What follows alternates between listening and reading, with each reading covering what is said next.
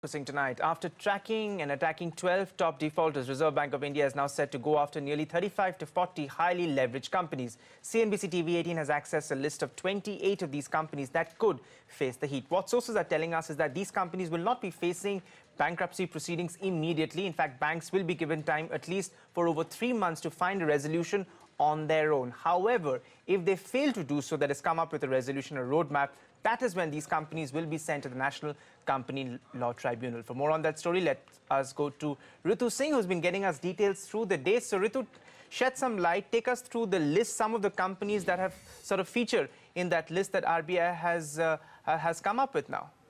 Well, to begin with, let me clarify on the numbers. We've been speaking to several banks through the day. The number that we have got is 28, but we understand from the same banking sources that given that this list is spread across all of the banks and not just the lead banks, the total number of accounts that have been identified by the Reserve Bank of India in its second defaulter list could be as high as 35 to 40 accounts. So this is what we know so far. 35 to 40 companies after the initial 12 that were identified may go under the NCLT route.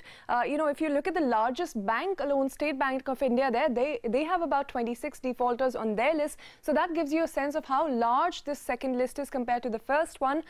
Banks have been given time till mid-December, specifically 13th December, to ensure that some sort of resolution is found for these accounts. If not, they will mandatorily have to send these accounts to the National Company Law Tribunal under the Insolvency and Bankruptcy Code.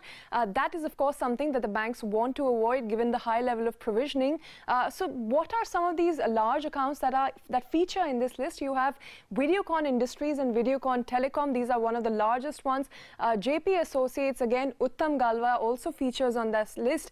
You have the likes of Visa Steel, Monnet Power, Ruchi Soya, Orchid Chemicals, IVRCL. A lot of these are listed companies, and therefore you saw them taking a beating in trade today.